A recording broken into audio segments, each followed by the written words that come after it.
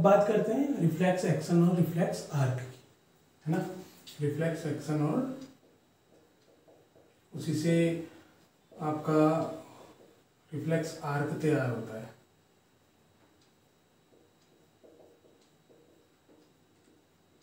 क्या होता है रिफ्लेक्स एक्शन? रिफ्लेक्स एक्शन एक इमीडिएट रिस्पॉन्स होता है बॉडी का।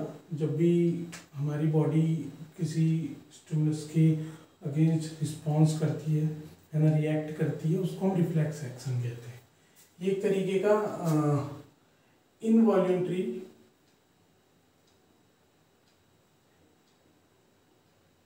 इमीडिएट रिस्पॉन्स होता है। याद रखना, इनवॉल्यूंटरी इमीडिएट रिस्पॉन्स, वॉल्यूंटरी नहीं होता, है ना। हम इसको कंट्रोल नहीं कर सकते, ये बॉडी अपने आप ही कंट्रोल करती है ना। इसमें पूरा आपका पेरिफेरल सिस्टम इंक्लूड हो जाता है।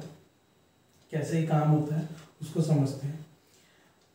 एक एग्जांपल ऐसे समझो कि आपने कोई गर्म चीज़ को छू लिया है, ठीक है। सपोज मेरे सामने एक बहुत ही गर्म पैन रखा हुआ है, फ्राइंग पैन, और मुझे पता नहीं है वो गर्म है, तो मैंने अचानक से उसको टच कर लिया। अब जैसे ही मान लो ये मेरे हाथ में फ्राइंग पैन है, कोई गर्म चीज़ है ना, मतलब ऊपर वाला पार्ट इसका ऐसे समझ लो कि गर्म है।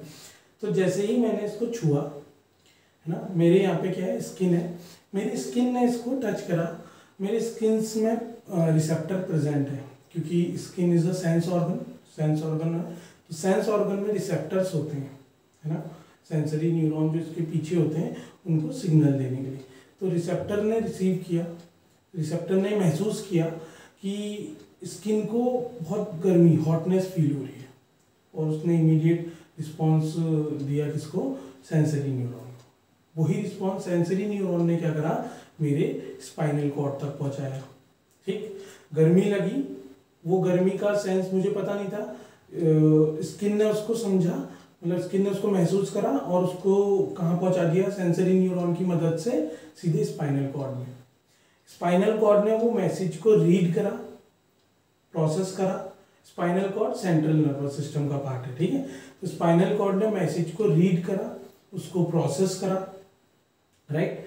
देन अगेन अपना स्टिमुलस तैयार करा, अपना रिएक्शन तैयार करा, और किसको दे दिया, मोटर न्यूरॉन को दे दिया। अब मोटर न्यूरॉन कहाँ पे जाएगा?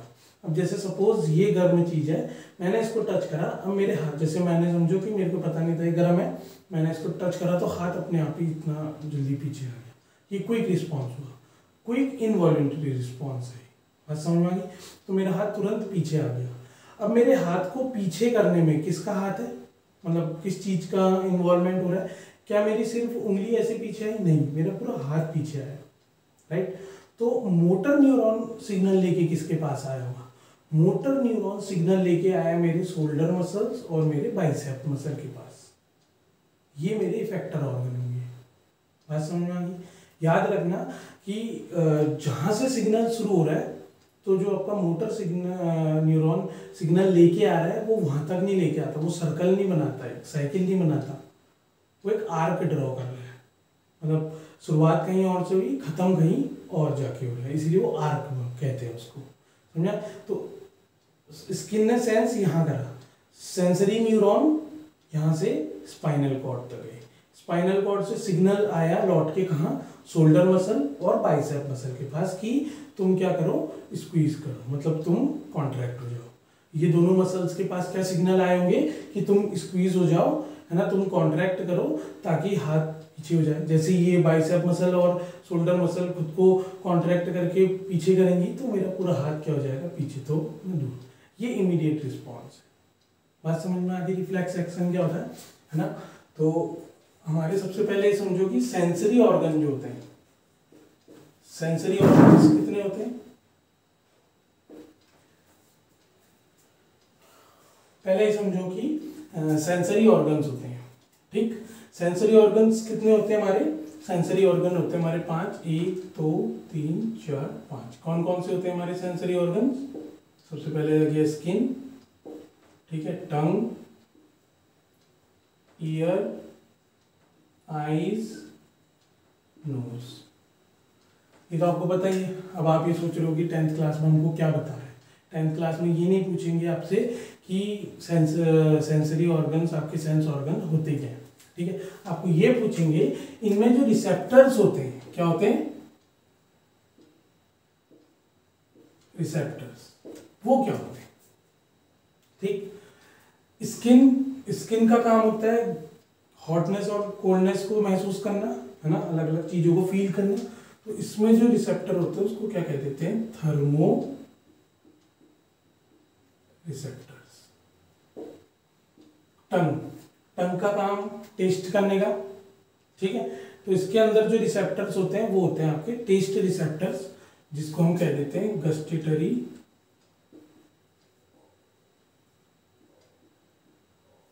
रिसेप्टर्स। क्या कह देते हैं, गस्टेटरी रिसेप्टर्स। अब ईयर, ठीक है। गस्टेटरी रिसेप्टर याद रखना टंग का होता है। थर्म मतलब है ना, हॉटनेस और कोल्डनेस से रिलेट करता है, थर्मल, ठीक। तो थर्मो रिसेप्टर स्किन का होता है। ईयर, अब हम कान, है ना, कान का काम क्या होता है, सुनने का, ठीक है। तो सुनना बोले तो फोन में बात करते हैं हम लोग, है ना, फोन, है ना, ऐसे करके। तो इसको या तो हम फिनो बोल देते हैं या फोनो, कुछ भी बोल दो, फोनो रिसेप्टर्स होते हैं ईयर में, फिनो रिसेप्टर या फोनो रिसेप्टर, ठीक। उसके बाद होती है हमारी आईज। अब आई का काम क्या है, देखना, है ना, कैमरा भी तो देखता ही है चीजों को और फोटो क्लिक कर लेता है, फोटो, ठीक है। आईज भी क्या करती है, फोटो क्लिक करके ब्रेन को भेजती है ना, फिर ब्रेन उसको रिकॉग्नाइज करता है कि हाँ ये तो वही बंदा है जिसको मैंने पीटा था, ठीक। तो आईज का हो गया आपको फोटो रिसेप्टर्स, आईज का हो गया आपका फोटो रिसेप्टर। आई से याद रखो फोटो देखना, ठीक। उसके बाद हो गया आपका नोज। नोज का काम हो गया आपका सूंघना, ठीक है। नोज का काम हो गया आपका सूंघना। तो इसमें हो जाते हैं आपके ऑल्फैक्टरी रिसेप्टर्स। ये पांचों रिसेप्टर्स के नाम अच्छे से आपको याद हो जाने चाहिए। क्लियर हो गया। तो ये सारे रिसेप्टर्स अपने अपने सेंस ऑर्गन से क्या करते हैं, चीजों को सेंस करते हैं और सेंसरी न्यूरॉन को सिग्नल दे देते हैं। सेंसरी न्यूरॉन स्पाइनल कॉर्ड में लेके आता है, स्पाइनल कॉर्ड उन मैसेजेस को पढ़ता है ना, उन सिग्नल्स को रीड करके देन एक रिएक्शन मैसेज क्या करता है, तैयार करता है, ठीक है, जिसको हम रिफ्लेक्स एक्शन कहते हैं। क्लियर हो गया। अब ये कैसे काम होता है, इसका एक फ्लो चार्ट बनाता हूँ तो आपको इजीली समझ में आ जाएगा, ठीक। वो जो एग्जाम्पल हमने अभी समझा उसका एक हल्का सा डायग्राम बना देते हैं तो आपको इजीली समझ में आ जाएगा कि क्या हो रहा है, ठीक।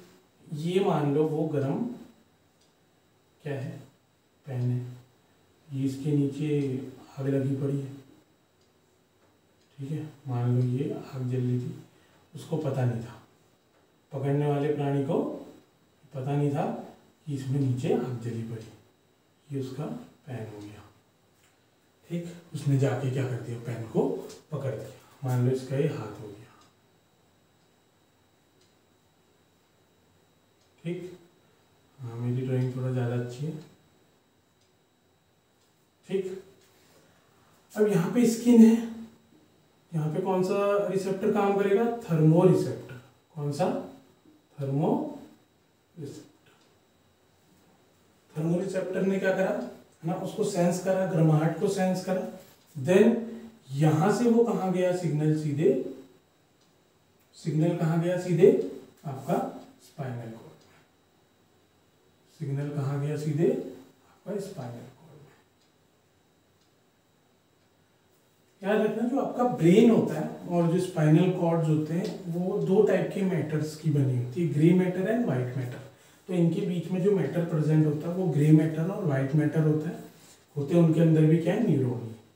तो ये सिग्नल चली गया सीधे स्पाइनल कॉर्ड में, ये जा रहा है, ये क्या कर रहा है, सिग्नल जा रहा है, सिग्नल जा रहा है, बोले तो वैसे आ रहा है, कहाँ, ब्रेन की तरफ आ रहा है, समझ में आ रहा है ना। तो ये स्पाइनल कॉर्ड है, ये क्या है आपका स्पाइनल कॉर्ड, समझ में आ गया। ये जो लेके आ रहा है ना, ये जो लेके आ रहा है ये क्या है आपका, ये है सेंसरी न्यूरॉन है, क्या है, सेंसरी न्यूरॉन। अब इसके अंदर अलग टाइप के न्यूरॉन प्रेजेंट होते हैं। अभी तक आपने पढ़ा मोटर और सेंसरी न्यूरॉन के बारे में, ठीक, याद रखना ये सेंसरी न्यूरॉन ही क्या होते हैं आपके, क्या होते हैं, क्या होते हैं,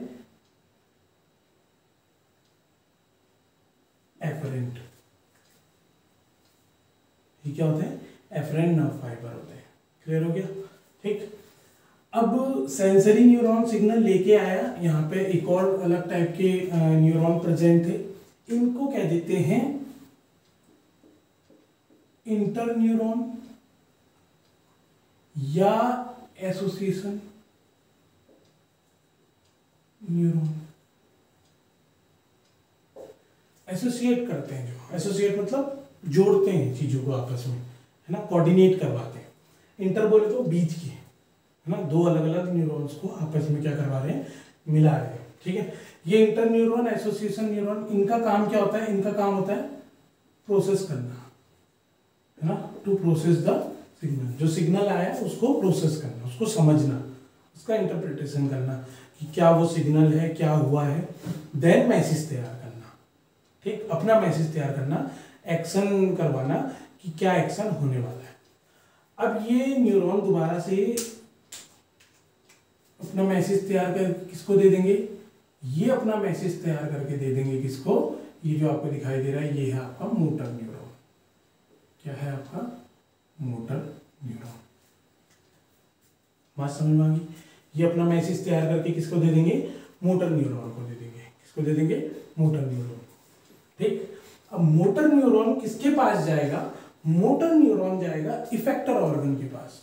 मोटर न्यूरॉन किसके पास जाएगा, इफेक्टर ऑर्गन के पास जाएगा, ठीक। अब इफेक्टर ऑर्गन क्या होगा, सपोज ये हाथ है, हाथ को टच करा है, हाथ को दूर करना है मैंने, है ना, किसी गर्म चीज को छू लिया था, हाथ को दूर करना है, तो मेरे को किसको, कौन सी मसल इसमें इन्वॉल्व हुई है हाथ को पीछे करने के लिए, क्योंकि मेरा हाथ जो है एल्बो से मूव कर रहा है ना, एल्बो से मुड़ रहा है, तो हाथ एल्बो से मुड़ रहा है, तो बोले तो बाइसेप मसल जो है हमारी, ये हमारी कॉन्ट्रैक्ट करेगी, और हल्का सा आपका शोल्डर मसल उसको क्या करेगी, पूरे हाथ को पीछे ले जाएगी।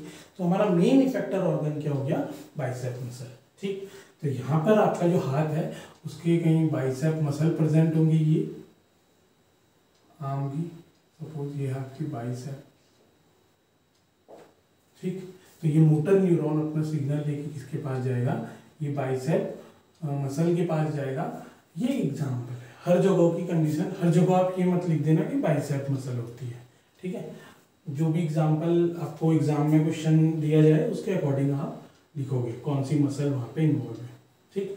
अगर आपको वो मसल का नाम याद नहीं आ रहा है उस पर्टिकुलर बॉडी पार्ट की, राइट, तो आप वहाँ पे सिर्फ इफेक्टर ऑर्गन या इफेक्टर मसल नाम लिख सकते हैं, या स्केलेटल मसल हम बोलते हैं, क्योंकि बॉडी में जितना भी हमारा मूवमेंट होता है, फिजिकल मूवमेंट, वो स्केलेटल मसल्स करती हैं, तो वहाँ पे आप स्केलेटल मसल या इफेक्टर ऑर्गन, तो यही आपका क्या हो जाएगा, इफेक्टर।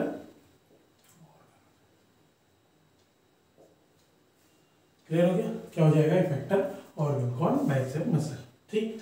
अब एक और चीज याद रखना, सेंसरी न्यूरॉन एफरेंट होते हैं, तो मोटर न्यूरॉन क्या हो जाएंगे आपके, इफरेंट नर्व फाइबर। पहले भी बताया था, अभी भी बता रहा हूँ, थोड़ा इसको रिवाइज कर लो, याद कर लो। समझ में आ गया कैसे कैसे काम हुआ, है ना। यहाँ से सिग्नल जनरेट हुआ, सेंसरी न्यूरॉन ने कहाँ भेजा, स्पाइनल कॉर्ड में, इंटर न्यूरॉन के पास भेजा, तो एसोसिएशन न्यूरॉन है, ये प्रोसेस कर रहे हैं, अपना मैसेज तैयार कर रहे हैं, देन ये किसको दे रहे हैं, मोटर न्यूरॉन को दे दे रहे हैं वो मैसेज। अब मोटर न्यूरॉन एक तरीके का पोस्टमैन है, जो बंद पोस्ट को लेके वहां तक छोड़ा है। उस मैसेज में क्या क्या है, सारी इंफॉर्मेशन होगी कि ये चीज जो सिग्नल हम भेज रहे हैं या मैसेज हम भेज रहे हैं कहाँ जाना है, उसका एड्रेस, और उसमें ये भी लिखा होगा कि क्या काम करना है। अब जैसे यहाँ से सिग्नल तैयार होके गया, वो किसके पास गया, उसमें एड्रेस लिखा होगा कि बाइसेप मसल के पास जाना है, ठीक। और उसमें क्या लिखा होगा, उसमें लिखा होगा कि बाइसेप मसल को ऑर्डर दिया गया होगा कि आप क्या करो, कॉन्ट्रैक्ट करो, तुरंत इमीडिएटली आपको क्या करना है, कॉन्ट्रैक्ट करना है। ये बाइसेप मसल के लिए क्या होगा, मैसेज होगा उसके अंदर। लेके कौन जा रहा है, मोटर न्यूरॉन लेके जा रहा है। क्लियर हो गया। तो यहां से शुरू हुआ, उंगली मतलब हमारे हाथों ने छुआ, हैंड्स हमारी फिंगर्स ने छुआ, और एंड कहाँ पे जाके हुआ, इफेक्टर ऑर्गन, जो कि आपका बाइसेप मसल है। इज दैट क्लियर, है ना। तो इसीलिए इसको रिफ्लेक्स आर्क बोला जाता है। ऐसा नहीं हुआ कि सिग्नल यहाँ से शुरू हुआ, घूम फिर के सिग्नल फिर यहीं आया, नहीं, सिग्नल यहाँ से शुरू हुआ और सिग्नल गया कहाँ, इफेक्टर ऑर्गन बाइसेप के पास। क्लियर हो गया। तो ये आपका क्या बना रहा है, एक आर्क, एक इनकम्प्लीट कर्व पाथ बना रहा है, जिसको हम क्या कह देते हैं, रिफ्लेक्स आर्क बोल देते हैं। ये पूरा पाथवे को क्या कह देते हैं, रिफ्लेक्स आर्क। और ये पूरा जो मैकेनिज्म है ना, ये जो पूरा सिस्टम है, इसको हम कह देते हैं रिफ्लेक्स एक्शन। तो तुरंत हमारी बॉडी एक्शन कर रही है ना, किसी स्टिमुलस के अगेंस्ट। कोई स्टिमुलस आ रहा है ना, कोई चीज ऐसी हुई है जिसके अगेंस्ट बॉडी तुरंत रिस्पॉन्स कर रही है इनवॉलेंटरीली, है ना, उसको हम क्या कह देते हैं, रिफ्लेक्स एक्शन कहते हैं।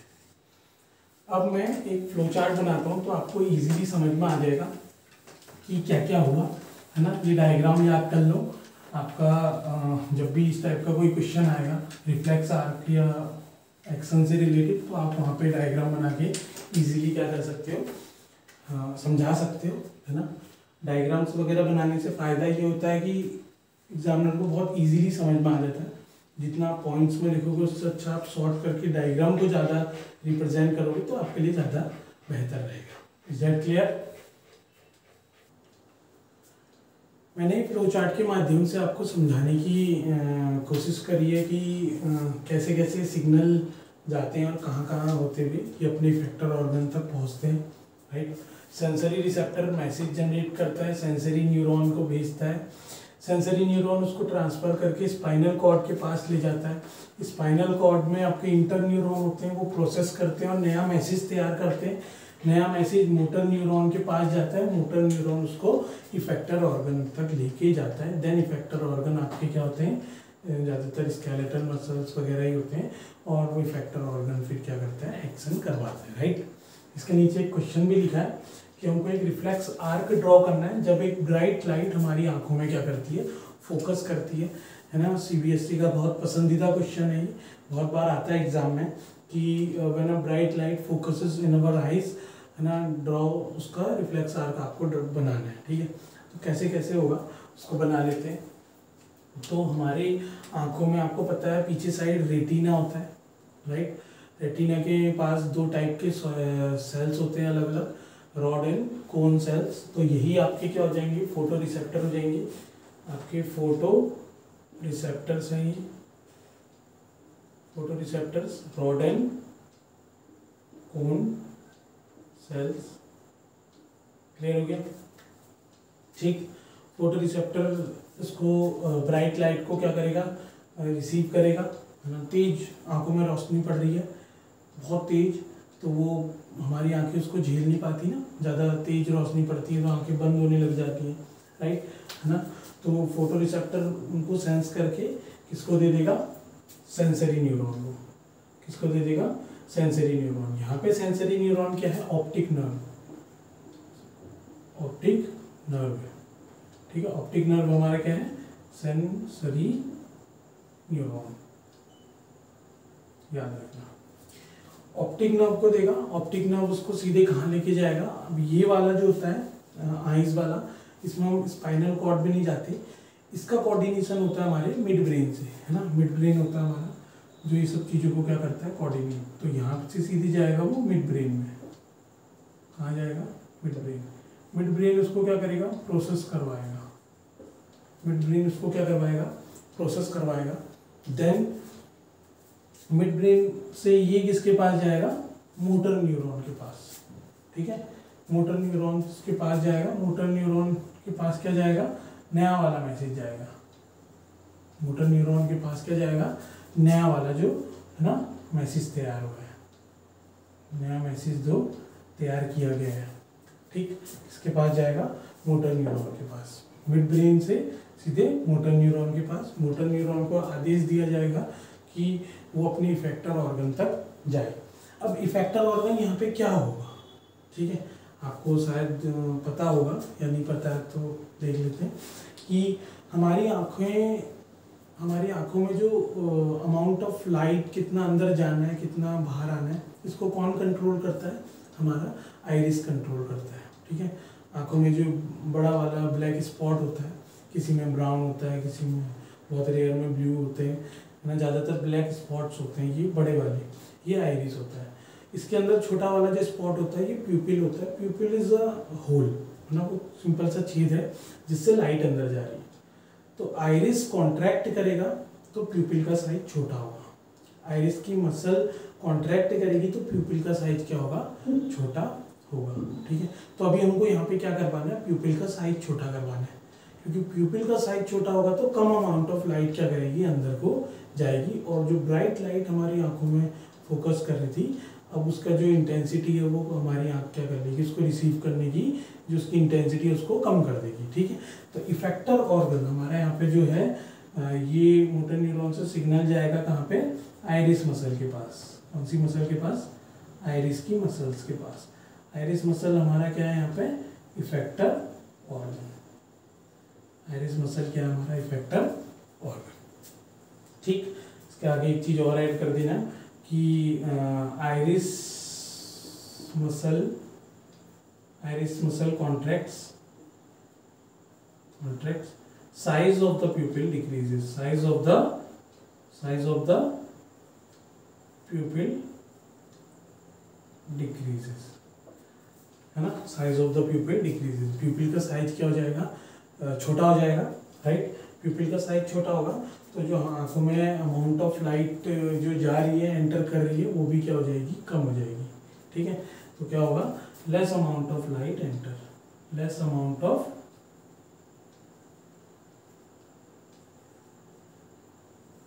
Light enters eyes. ठीक है, तो ये भी एक क्या है हमारा रिफ्लेक्स आर्क है ना, रिफ्लेक्स एक्शन। ये पूरा जो बन रहा है रिफ्लेक्स आर्क बन रहा है। ठीक, क्लियर हो गया। तो ये बहुत ही पसंदीदा क्वेश्चन है सीबीएसई का, जो रिफ्लेक्स आर्क से रिलेटेड बहुत बार पूछा गया एग्जाम में। तो आप ऐसे करके भी वहाँ पे समझा सकते हैं, है ना, फ्लो चार्ट के माध्यम से, और थोड़ा सा इसको लिख के एक्सप्लेन करके पूरा आप अपना रिफ्लेक्स एक्शन को वहाँ पे, रिफ्लेक्स आर्क को इजीली क्या कर सकते हैं, समझा सकते हैं। ये क्लियर हो गया, क्या रिफ्लेक्स एक्शन होता है, क्या रिफ्लेक्स आर्क होता है, कैसे फंक्शन करता है, अच्छे से शायद आपको क्लियर हो गया होगा। ठीक।